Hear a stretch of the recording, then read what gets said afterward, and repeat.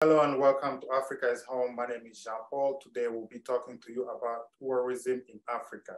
Tourism generates up to 7% of the GDP in the continent, and it generates a lot of revenue in certain countries. Here with me to discuss about tourism today is Mr. Peace, joining us from Harare, Zimbabwe. And here at the studio, we have my co-presenter and the co-founder of Africa is Home, Platini. Hello. Thank you so much for joining us again, Mr. Peace. Now, as you know, tourism generates a lot of revenue in the GDP of the continent. Now, post-COVID, how do you think the industry is doing? Currently, I can say the industry is not performing at its best as a result of the effect of the pandemic. As you know, arrivals have declined because of the lockdown, because of the restrictions, national restrictions. So now it's starting to pick up, but it's not at the right pace. Now, as countries such as Zimbabwe, Kenya, Gambia, heavily depend on tourism. Now, those countries, some of those countries have poor infrastructures. How do you think they can do to improve that situation? I think the national government should prioritize on improving the infrastructure, especially the roads, the airport, even the communication infrastructure, so that this industry will be a key promoter of the domestic economy. Yes, I have a comment for it's more of a question. All right, Mr. Peace, there's definitely a security problem in Africa when we look at the level of terrorist attacks in countries like Nigeria and the Democratic Republic of Congo, of course. So this, of course, it makes it to the international media, and a lot of people are scared to come to Africa. So how do you think we could better solve this security problem so as to bring in more people for tourism? The major challenge we are having as Africa is about publicity. I think we need the African nationals needs to work more on their publicity so that their brands are well known for the best out there in the world. Because for now, everyone thinks that if you land at any airport in Africa, maybe in Zimbabwe, you will find a soldier pointing a gun on you, which is not actually the true information on the ground. But I think we need to put more positive information on all platforms so that people believe that what we are saying is the actual thing on the ground. So you think if we do more of media branding to narrate this story that is being told in the West media about how Africa is unstable and how dangerous Africa is, that might lead to generating income through tourism in Africa?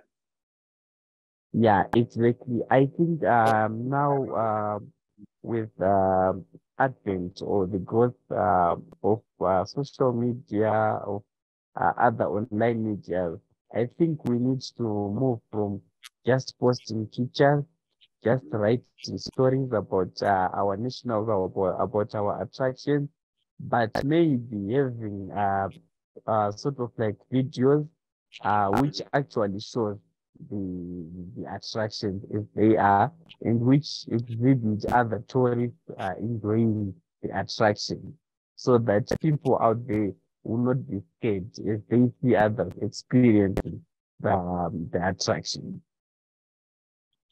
Hold on, I still have a, sorry, I still have a little bit of follow-up for Mr. Peace. Also, we have companies and organizations like Hollywood, of course, an organization like Save the Child.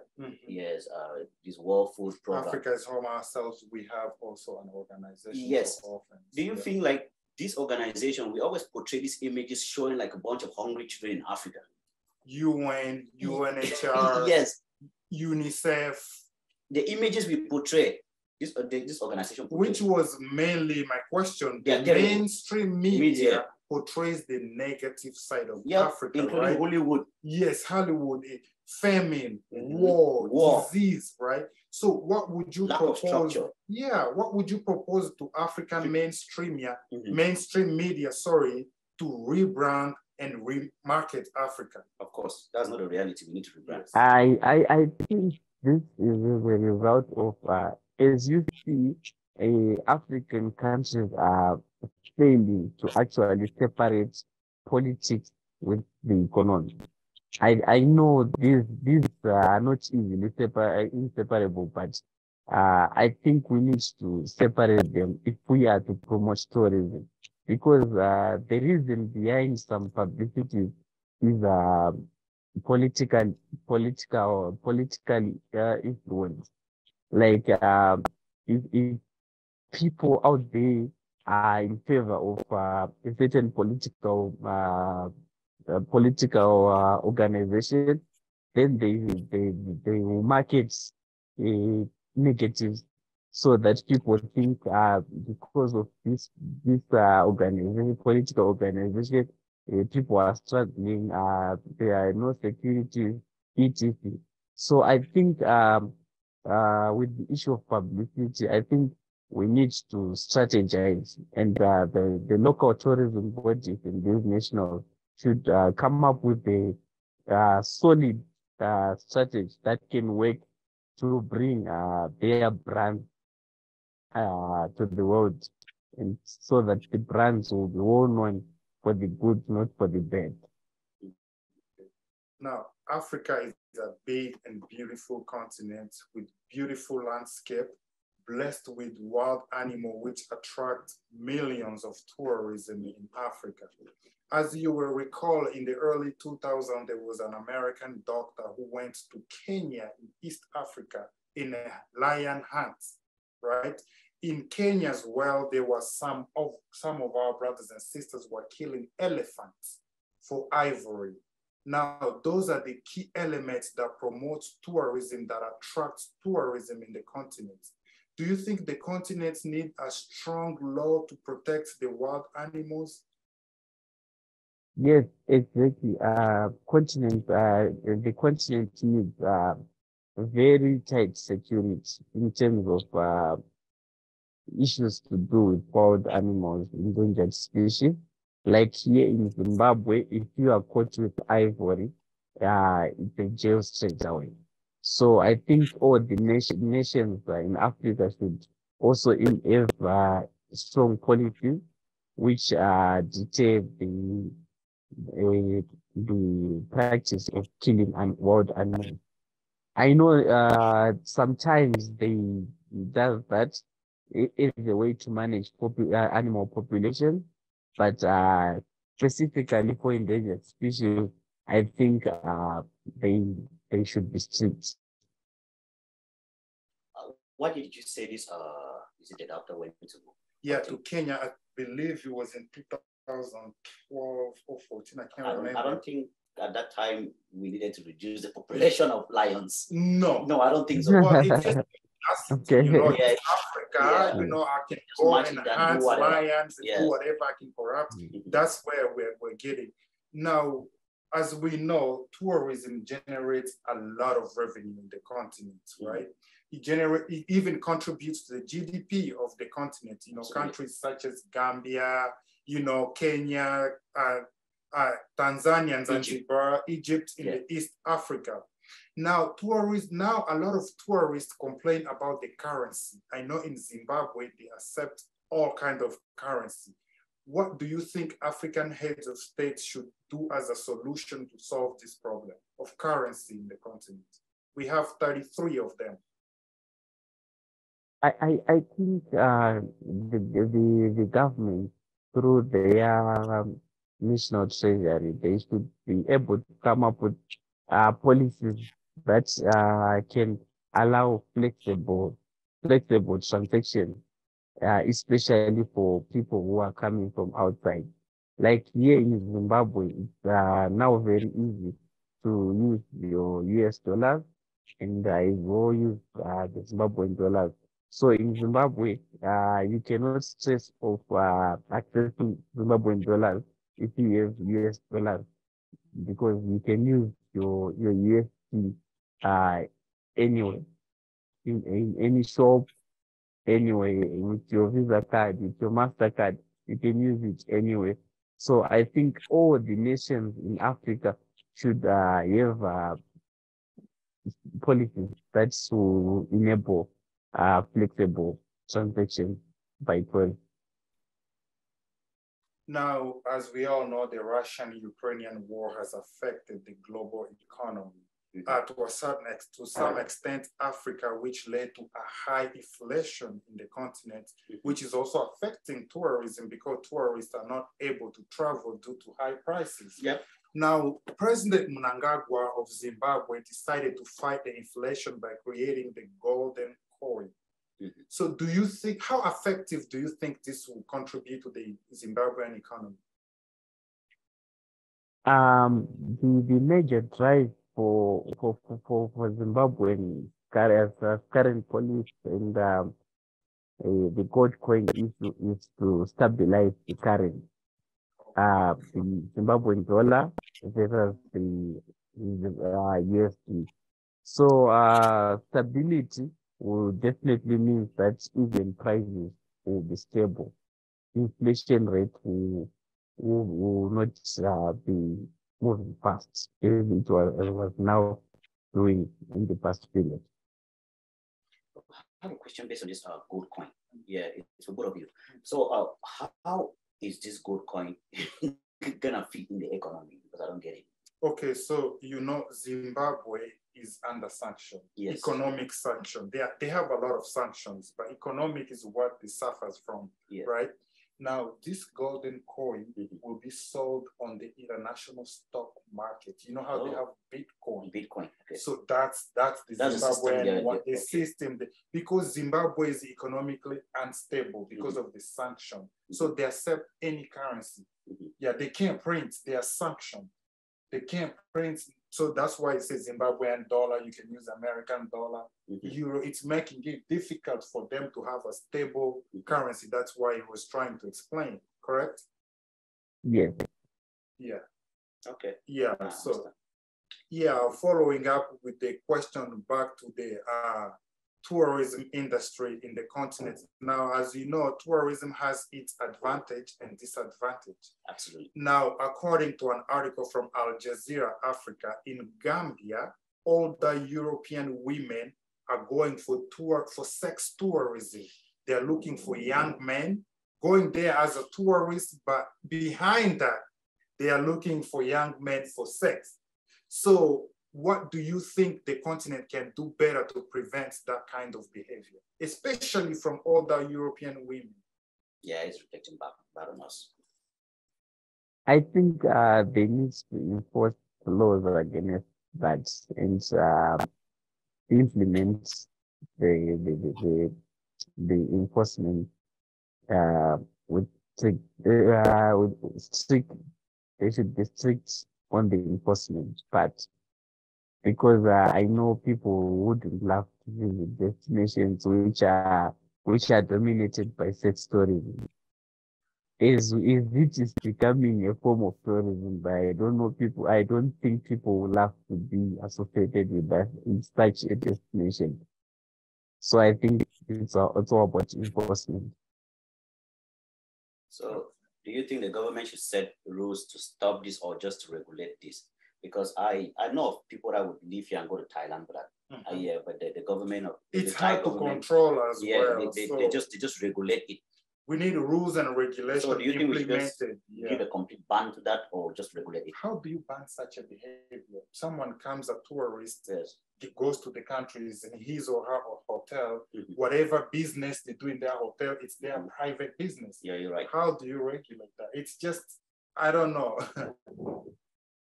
So I think the only way they can restrict it is by anything that's come to their knowledge.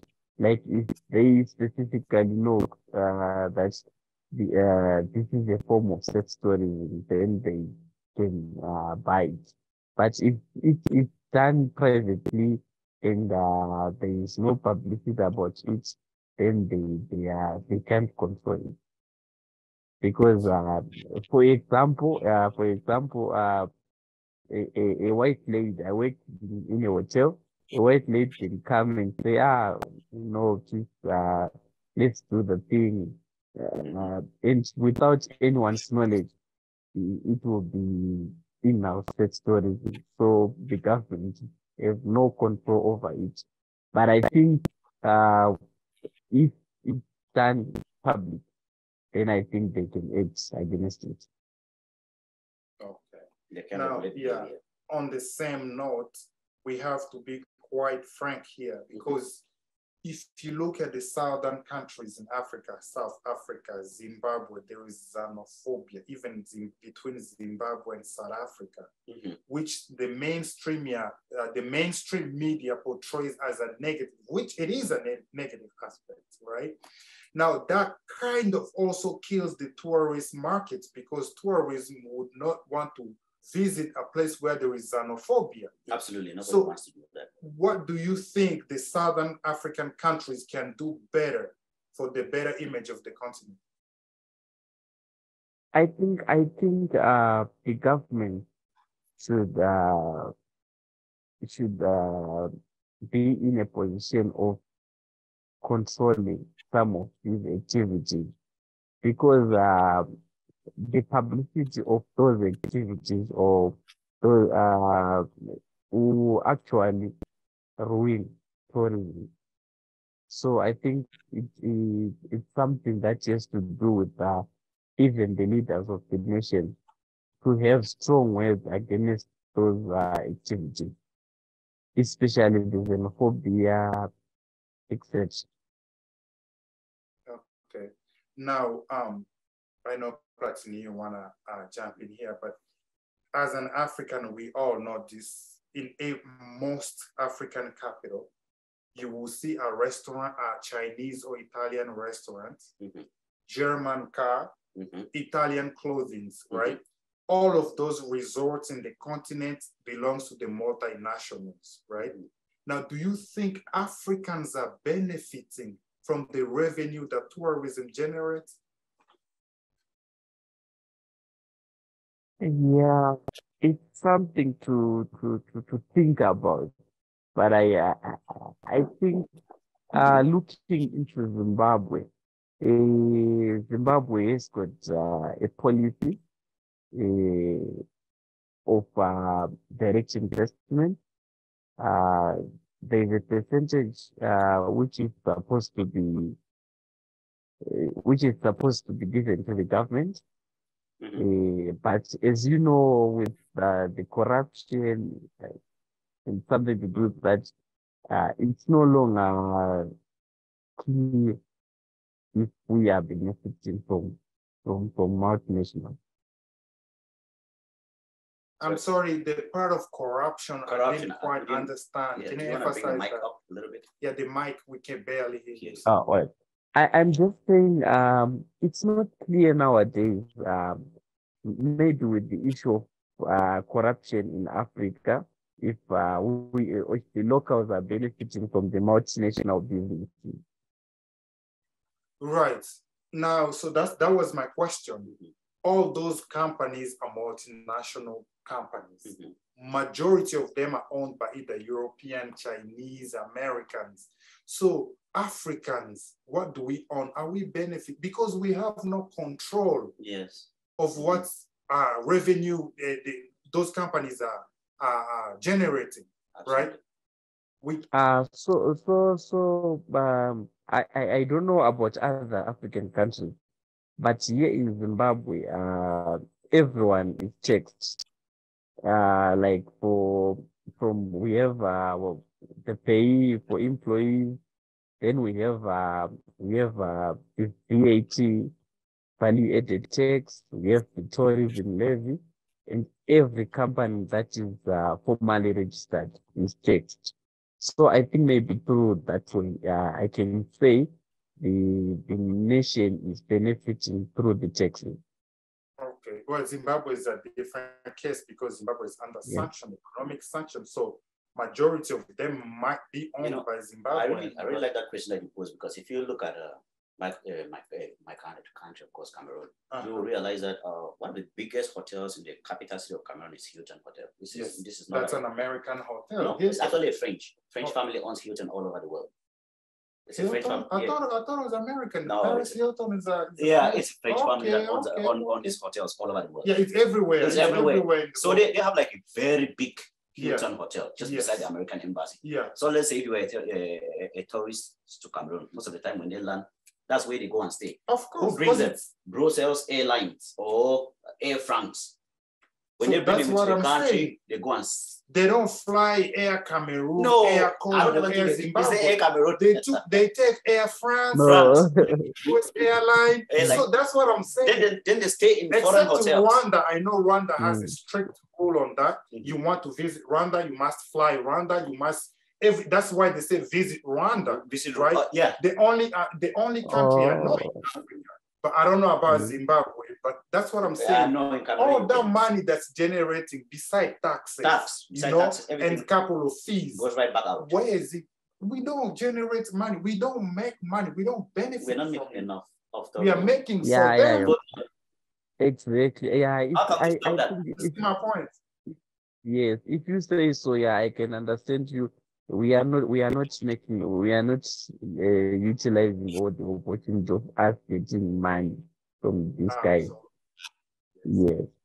Right. Because like I said, from the flight, hotels, restaurants, transportation, we do Chinese not own them. We do, because the car, Germany, hotel, French, restaurant, Chinese or Italian, clothing, we do not. Hotels like Hilton Hotel, they offer you transportation from the airport. Right. That means from when you touch the country, they pick you up. Yeah.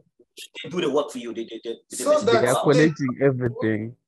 Yeah, the locals are anywhere between kitchen or sanitary cleaners. Yeah. You know, everywhere from the CEO to the manager, it's multinational. So Africa, with maybe in some tourist destination like safari, the fee that they pay for that tourist guide, maybe that's where they make some money. Most tourist guides still go back to the company because they employ. That's what I say. We need a strong law about tourism in the continent. I love what Rwanda is. Yes, you visit Rwanda, you must fly Rwanda. You stay in their hotel. You eat in their restaurant. That's how you generate money. Same here in the United States. How do the African experience if you're going to go to Africa and eat in Chinese restaurants? Exactly. They only go there to see the landscape, which is free. Unless you want to go to the Victoria Falls, you can drive there or you can walk there, whatever. It's free. Is there a fee to go see a Victorian Fall? No. But if that tourist flew with Zimbabwe Airline, stayed in a Zimbabwe hotel, Zimbabwe would have benefit. But he flew Air France, Air America, whatever. Emirates. The only money he will spend on African, it's probably the safari fee because they have to pay to go see the wild animal. Are you sure there are not foreign companies managing the safari? I'm sure there is, but those tourist guides are usually Africans. Yeah. So that's where they make money. Other than that, everything else is multinational. Yeah. You have brought an interesting avenue of the story. I think I need to take it to the tourism board so that they know we are losing a lot. We need a barricade. You want to go see it? I don't know, $20 get in. That's how we generate money because it's free. go, they just use foreign Yes. companies. They go back to their countries. They will go there, they know, okay, I booked from here. They will book the ticket, the hotel, which is multinational. They know they can go there and see free. It's like this place in Zanzibar where you see the divers. It's free. They don't generate money from that. It attracts tourists, yes, but are they actually using their money in the country? Maybe in the local market, maybe that's it. All right, about the local markets, I have a question. I don't really know if other countries, other continents that are big on tourism, like of course South America, if they regulate prices. But in Africa, I know for a fact we do not regulate prices. So when these foreigners, when they come into Africa, man, we kill them with our prices locally. Yes. Do you think that is affecting our market, our tourism market? Yeah, it is. It is affecting. Because you know, Africa is labeled as a very expensive destination. Yes. Yes. So do you think we need to regulate that? Because, hey, immediately you show up in an African market, they realize you're from the West. Something that you can buy for $1 is automatically $10. That's colonial money. So colonial money. We need to regulate that, or especially they usually do that to the different people, different race, ethnicity. But that's colonial money to me. They have to repay one way. No, I think realize this, they don't ever want to go back. Well, that they're paying more for services and products that they don't have to. Most of the time they don't know, because most of them can't speak the language. Do you really think if I go to Congo, I can buy something for $10 with $20? In fact, I will bargain. But when they realize this though, do you think that is affecting our market? Yes, it is, because I think it affects the tourists when they come, the same product they will get maybe for $20, a local is getting it at $5. I think the moment they discover that, I think even their purchases will be lower than they could have purchased our product. So I think it's somewhere restricting. Yeah, that is not the way to get back the colonial money, bro. To be honest. Well, like I say, we need a strong structure in the continent regarding tourism. Protect our landscape, protect the wild animals, protect the locals. They must generate money. We need a strong law that says you want to visit Egypt, you want to visit the pyramid, fly Air Egypt. Stay in the Egypt hotels. Yes. Eat Egyptian. That's how you generate money. If you fly with the American airline, you stay in an American hotel, you eat in a Chinese restaurant. Where is Africa benefits from that? I think some of these two have to also go back to the economy generally, not just tourism. Most of these have to go back to the economy, because there's a lot of countries that don't even own a single plane. A lot of African countries that have good safari, good touristic sites. That is very true. But they don't own a single plane. So how are you going to get there if you don't use the air funds? Well, Ethiopia Airline is one of the biggest airlines in the country. It does to all 53 of them. Really? Yeah, the best airline in the continent, I'm sure, sir. You will confirm this is Ethiopia Airline, followed by Morocco. Yeah, Morocco King Airline. So Ethiopia Airline, yes, from Cairo, from Cape to Cairo. Ethiopia Airline. Oh, nice. Is there? Yeah. Then that should be like. Did you even know here you can catch a non-stop flights here to Africa with Ethiopia Airline, 16 hours. No transit. I did no transit. Straight to Addis Ababa. That's certain countries though. No, to Addis Ababa, From there, and then you can transit. Transit, yeah. Oh, nice. Yeah. All right, sir. So we are at the end of the interview. Anything, brand or project you're working on you'd like to share with the audience? Okay. I'm currently trying to develop my own venture in events management and catering, and as well as consultancy. As you have seen that I do strategic management, so I'm working towards being a strategist, a guru in the industry. someone attending a master in that. So I want people to come and I give them ideas to develop their businesses, especially in this industry. Okay, is there a platform where people can find you and contact you if they need your service? I can be contacted I'm available on most of the social media platforms and I use my name Chiromo. Okay. Chiromo. Yeah. Okay. All right. Do you already have an official date that you're going to launch this business? Because from what I'm getting, it's still in progress. I have registered I have registered my company as a small to medium business, which we call PBC here in Zimbabwe. But soon I'll be developing it to a private limited company so that I can be able to trade with bigger company. Okay. Are there investors needed in the company or everything is already covered? Currently I'm the major investor. In the future, if I can welcome investors in the future if I get. Okay. All right. Thank you so much. When you do have a launch date for this company, you do send it to us so that we can help you with publicity. I haven't planned for a launch as yet, but I think very soon I will launch it. All right. When you have a date, send it to us, okay? Pardon? When you have a date, send it to us. When you have an official date that you're gonna launch the company, send it to us. That's fine. I will do. Okay. I will definitely do that. Yes. Okay. All right. Thank you so much for joining us, Mr. Peace from Harare, Zimbabwe. Yeah. Africa is a beautiful continent with beautiful landscape, with beautiful wild animals. We would like to invite you all to visit our beautiful continent. And the beautiful food as well. Exactly. And beautiful culture. Thank you so much. Thank you so much.